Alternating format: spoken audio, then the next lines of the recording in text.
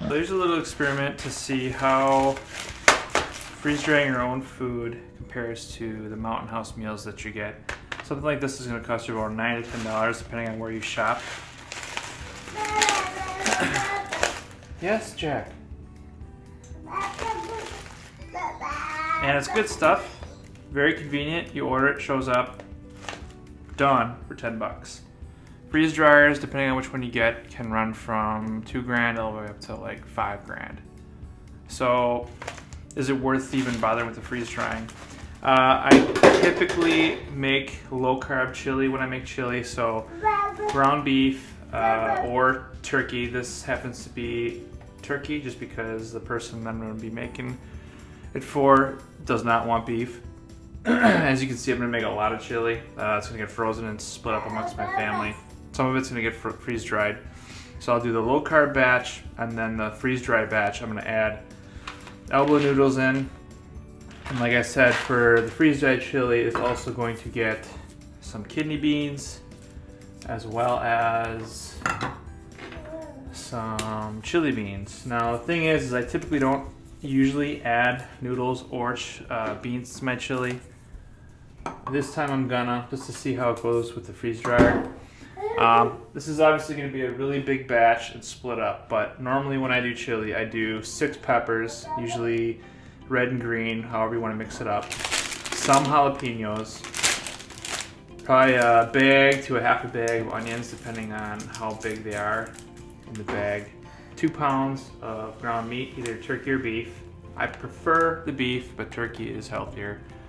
And then usually about, I want to say 7 cans this size of either diced or stewed tomatoes. I prefer, I mix it up typically. And I'll show you how I make that, and we're gonna run through the freeze dryer and we're gonna check. And we're gonna compare, we're gonna do the numbers on all the machines and how it compares to the Mountain House. Like I said, I buy these quite often. These last forever. When you buy a freeze dryer, they come with the Mylar bags, so you can package it, suck all the oxygen out, just like these are. But you have to go through all the effort of making the product, making your food, packaging it. So is it really worth it compared to just buying these outright, just buying a whole bunch of these, which is what you would get if you bought it for what the machines cost. You'd get, for the machine I got, I figured it out, and if we had just bought this versus buying the machine, we would have had enough freeze-dried breakfast, lunch, and dinner for roughly half a year. So luckily though, these machines seem like they're built like tanks, so you should be able to do a lot of batches, more than a half a year of batches. And granted, that's assuming that you have the food for free. So obviously this, a batch of chili for like a normal size pot, not the one I'm gonna make, but you're at about $20, $25 for all the ingredients. Jack, yes buddy.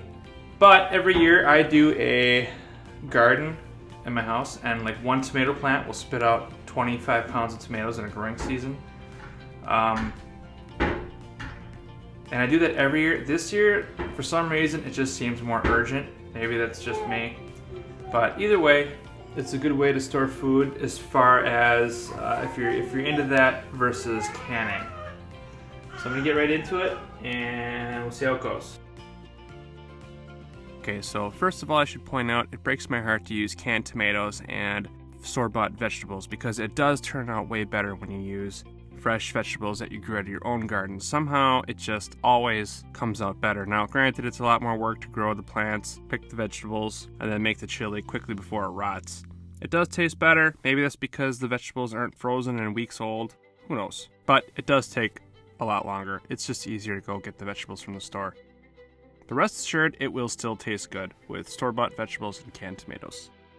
Like I said, this is just a first test to try out the freeze dryer with chili, and once summertime hits, I do always grow a massive vegetable garden. This year, I'm going for an epic scale, and I plan on running the freeze dryer quite a bit, just drying out peppers and everything else that I grow. I do grow a lot of tomatoes, bell peppers, and jalapenos, They tend to always grow well for me. So, and I always end up having armfuls of vegetables that I pick every day. Some of them which get thrown out or given away. So a freeze dryer is going to be a way for me to make that last into the winter, hopefully until the next crop. That's the goal.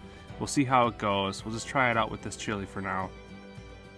So like I said, this is going to be a really big pot for me. I'll put just one small pot recipe in the comments below and just scale it up for a bigger pot. I have a massive chili pot that I use. I think everyone should have one, but that's just me. And what's funny is you can kind of tell in the video when my son wakes up because I start to use the chopper through the onions versus just cutting everything slowly by hand.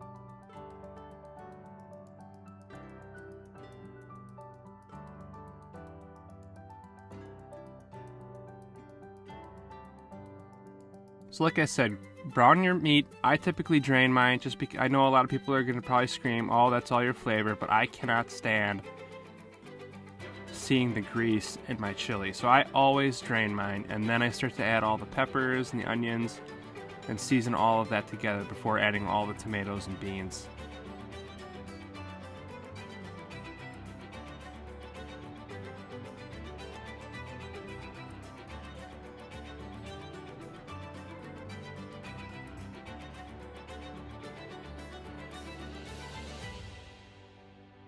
I'm going to split the batch of all the peppers and everything else and then make two pots. One is just a low carb version and the other one will be the one with the beans and the noodles in it, just so that I can have a variety. I like both, but typically I make the low carb version.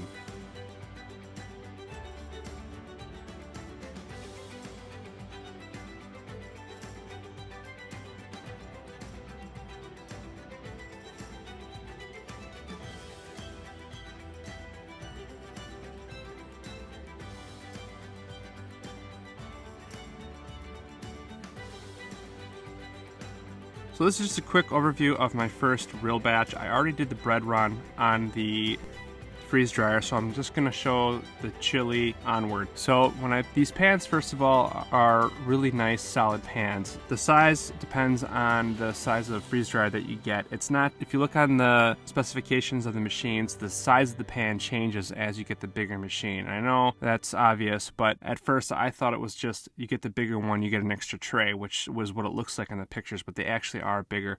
I got two sets because you can pre-freeze the next batch so you can constantly have your machine running and you get more production out of it versus having to add a little extra time putting it in there unfrozen. So with the pans, you don't want to overfill them because you're running the risk of it not drying out completely. You don't want to really heap it on there.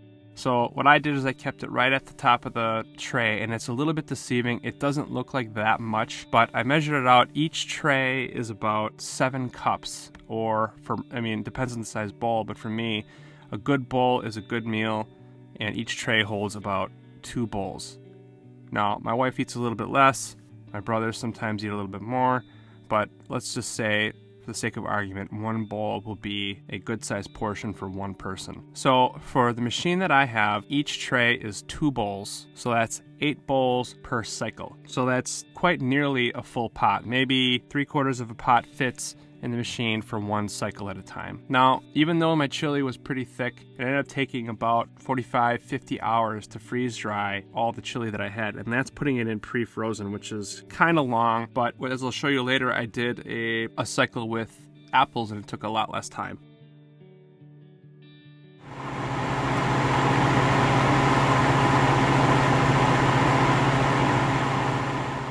And I knew it was going to shrink and be a lot lighter after it was freeze dried, but I was surprised on how much ice was around the machine after I took it out. And you have to let the machine thaw out before you put the next batch in, which takes a couple hours. There's a little feature on it.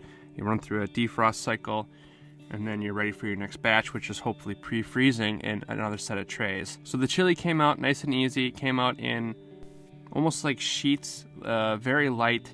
And if you taste it a little bit, depending on how you season it, I tend to make mine a little bit spicy. The freeze-dried tomatoes that came out kind of almost taste like Doritos. So as I said, some of this is going to be packaged up for a long-term use. Some of it's going to be just put in Tupperware and mailed. It will last a long time just in the Tupperware. At this point, it's kind of like cereal. But if you want it to last a really long time, you got to put it in special bags with an oxygen absorber, which I'll get to later.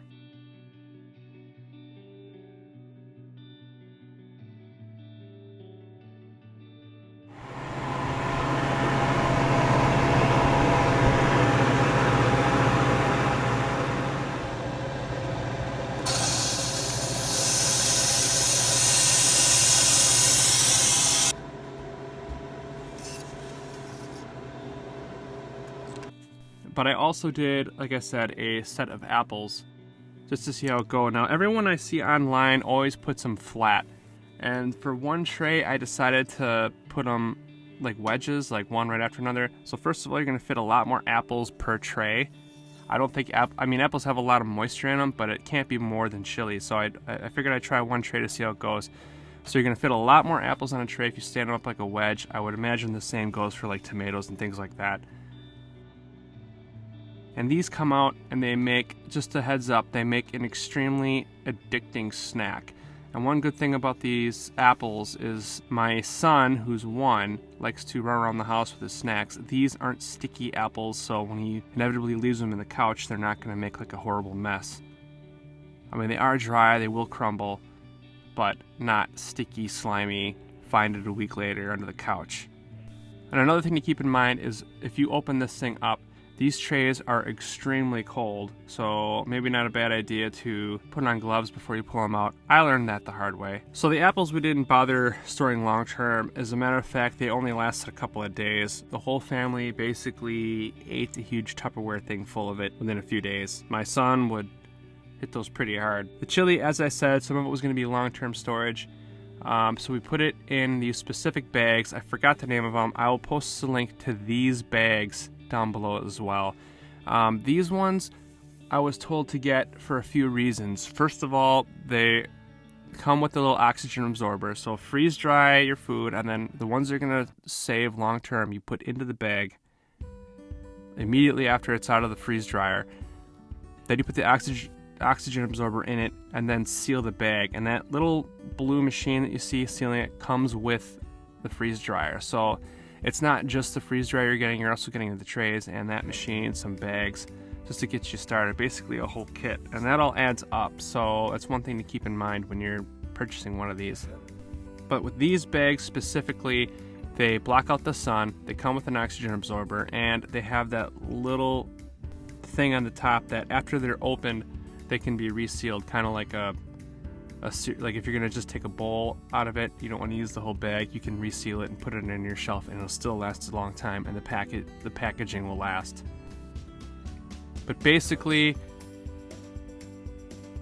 one of the bags fits about 2 trays of chili. So for every bag that you pack, seal, and freeze dry, it's going to be enough to feed 4 people easily. And in those bags, with the oxygen absorber and freeze dried, if you do it right, it should last 20 plus years. So that's a good long-term storage.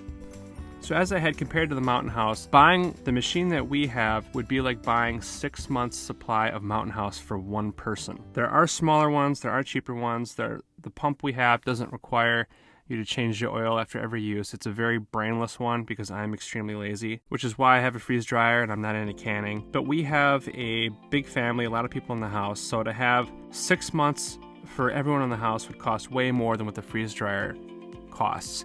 And I happen to have a big garden like I do every year, as I had said, so my source of food and things that are being run through it are basically free. I think each tomato produces about 20 pounds of tomatoes per growing season. Peppers, they produce a ton too. So it really doesn't take a whole lot of effort to grow a lot of vegetables, which I plan on freeze drying and making chips out of. They do make addictive snacks. So ultimately, if it's worth it really depends on how long the machine lasts without major maintenance. It does seem to be built like a tank, so I do think it'll last a long time with many cycles. And so just to see, I took one bowl and rehydrated it, and it tastes just the same as it does the day I froze it. So ultimately, I feel about food the same way I do about financing, in that I think you should always have about 6 months to a year supply of food or cash per person in the house at all times. I know that may come across as paranoid, but if you watch the news nowadays, I think it's less and less paranoid. Plus, like I said, I want my vegetables to last throughout the winter. That's the goal anyways. Let me know what you guys think in the comments below. I'll post the links for the bags and the link to this machine also in the comments below. Let me know if you've got a good chili recipe. Post that in the comments below. I'd be willing to check it out. It's a simple recipe, but don't let that fool you. It is very good. Talk to you next time.